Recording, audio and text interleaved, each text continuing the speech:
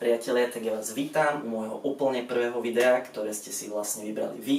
Chceli ste vedieť, že čo jem, ako vyzerá moja strava počas dňa, tak som sa vám to rozhodol celé priblížiť, natočiť to, ukážem vám, aké mám jedlá, aké sú potraviny, aké mám vlastne makronutrienty a kalórie, čo zaujíma vlastne celkom aj mňa, keďže tieto hodnoty netuším, keďže v momentálnej fáze prípravy idem ešte celkom pocitovo, takže nebudem to naťahovať a poďme na to.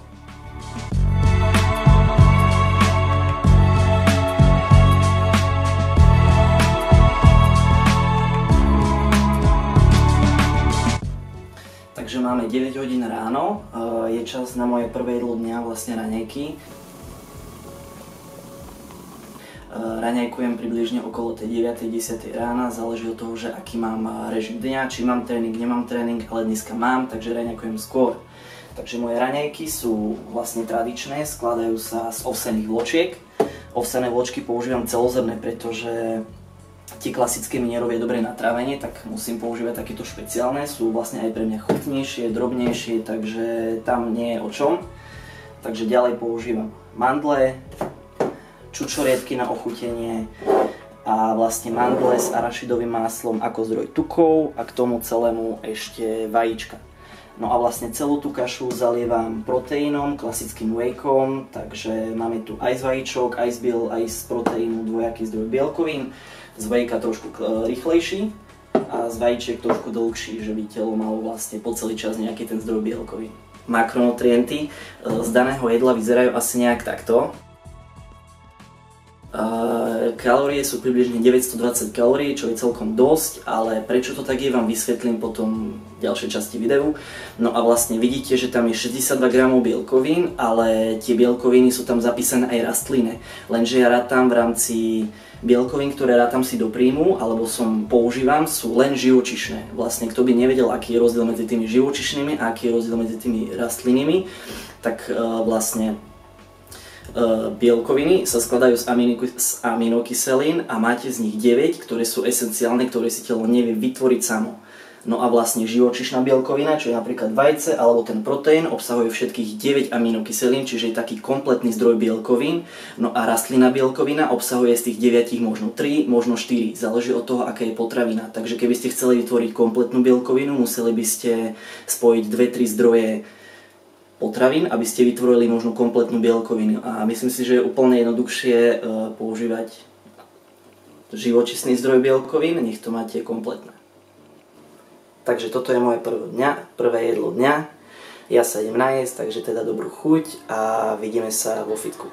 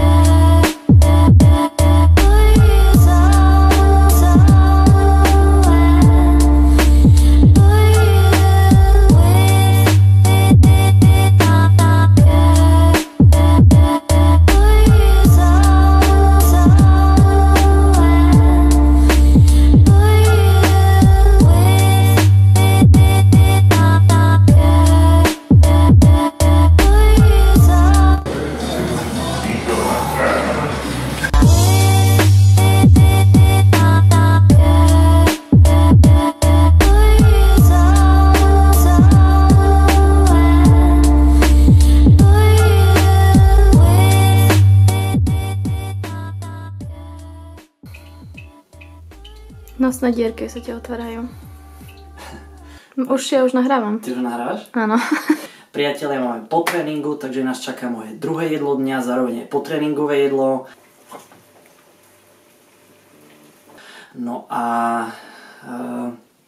moje potréningové jedlo sa skladá zo zemiakov. Vlastne zemiaky sú samo o sebe dlhší zdroj sacharidov, ale taký malý tip pre vás, keď zemiaky upečiete, tak sa z nich stáva rýchlejší zdroj sacharidov, takže ideálna vec po tréningu.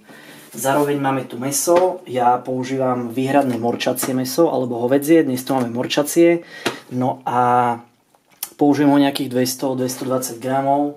No a celé si to potom posypem syrom, dochutím ešte kečupom trošičku, samozrejme trošičku. Takéto veci používam už len v off-season alebo na tej začiatočnej časti prípravy, kde ešte nie som v rysovačke, tam si to môžem dovoliť, potom to všetko ide von, idem úplne čisto, aj keď vlastne toto je celkom čisté. No a to moje klasické potréningové jedlo, čiže zemiaky, mäso, trošku sír na to, dochutiť samozrejme korením, hodím si to celé do rúry a máme výborné jedlo.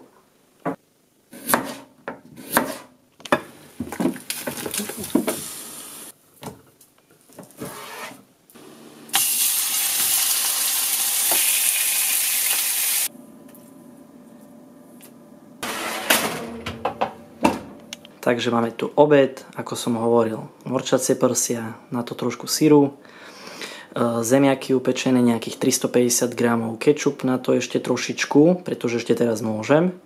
Samozrejme za tým dám ešte nejaké orechy ako zdroj tukov.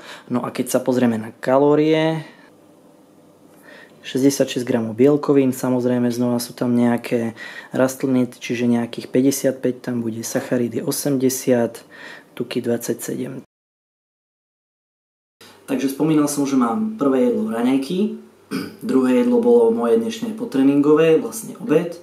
No a ako už vám začína dochádzať asi pomaličky, alebo si to všímate, tak tých jedál mám trošku menej, ako konzumuje väčšina ľudí, ktorí cvičia. Áno, je to tak, mám 3 jedla za deň, má to svoje opodstatnenie a rád vám to vysvetlím, pretože verím, že to pomôže aj vám. Takže ako viete, tak je jedno, že či dáte 2000 kalórií v 3 jedlách, alebo ich tam dáte v 10 jedlách. Stále je to 2000 kalórií, ktoré príjmete. Ale rozdiel je v tom, že pokiaľ vy dáte tých 10 jedál za deň, tak to trávenie sa časom opotrebováva, nie je tak efektívne, vznikajú problémy s trávením, s nejakým zažívaním. A toto sú veci, ktoré vám vedia zničiť progres, vedia vás zastaviť, ale vás to zdravotne môže časom položiť na kolená a ten šport úplne necháte tak. Vlastne bol to môj problém, ktorý sa mi pomaly stával, preto som začal konzumovať menej jedál. No a ďalšia vec je to, že pokiaľ viete povedzme tých 2000 kalórií v 10 jedlách a vy tam dávate každé 2-3 hodinky jedlo, tak môže sa stať, že vy tam dávate prvé jedlo, za 2 hodiny druhé, za 2 hodiny tretie, vy nemáte stále dotravené prvé, možno druhé a vaše telo nezužitkujete bielkoviny, sacharidy, tuky alebo ináč povedané živiny, ktoré vy do toho tela dávate. To znamená, že niečo sa môže vylúčiť von, to znamená, že vy z 2000 kalórií reálne príjmete 1500 a potom sa ľudia čudujú, že však ja jem tak veľa, jem toľko jedl a nepriberám. Presne to. Presne to je ten problém. Takže ten spôsob stravovania, ktorým fungujem ja, volá sa to NDTV Dieta 23. Link na túto dietu a vlastne s popisom, ako ju robiť správne, so všetkými vecami, ako to funguje, tak aby si sa v tom našiel, aby si to celé pochopil a vám hodím dole do linku.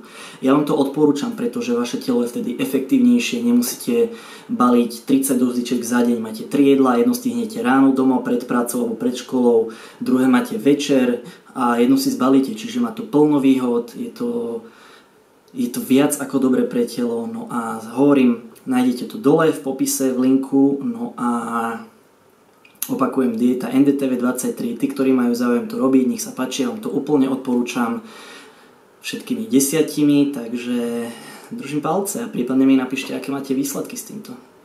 Máme tu posledné jedlo v poradí tretie. Okrem toho, že sme to museli natáčať celé v iný deň, pretože sa mi vybila baterka a nemal som nabíjačku, je všetko super. Poďme k jedlu. Takže vlastne moje posledné jedlo, večera. Dneska som si vybral spomedzi všetkých jedál, ktoré večeriam, ktoré bežne používam, trošku také menej tradičné, možno pre niekoho. Takže zložením zdroje bielkoviny tam vlastne mám tam lososa udeného, mám tam mozzarellu, čo je vlastne zároveň aj zdroj tukov, obidve potraviny ako prílohu alebo zdroj sacharidov som si vybral ryžu.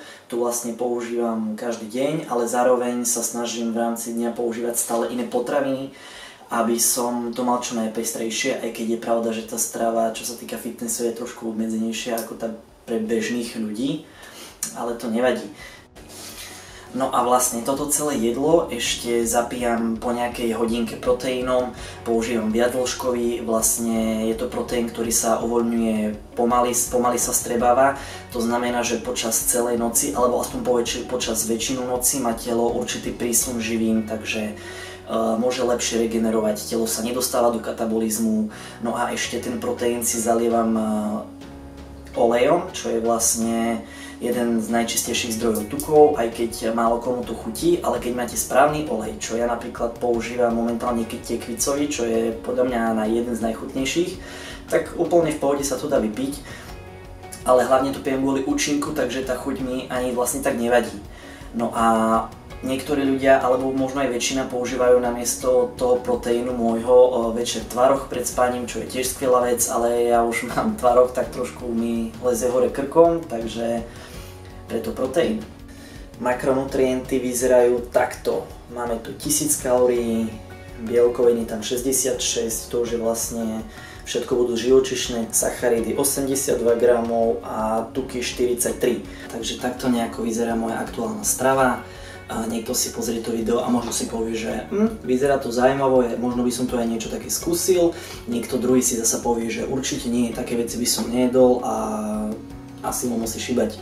Ale ja si myslím, že to je úplne v pohode, pretože každý z nás má iný cieľ, každý z nás to vníma celé inak, takže každý by mal nájsť tú stravu, ktorá mu vyhovuje, tú, ktorú vie držať dlhodobo, tú, ktorá je prispôsobená jeho cieľom, či chce rysovať, či chce chudnúť a hlavne si vybrať potraviny, ktoré mu chutia.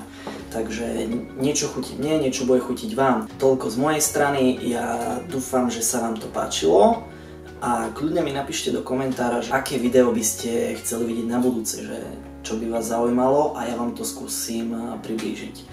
Takže ja vám ďakujem, že ste to dopozerali do konca a vidíme sa na budúce.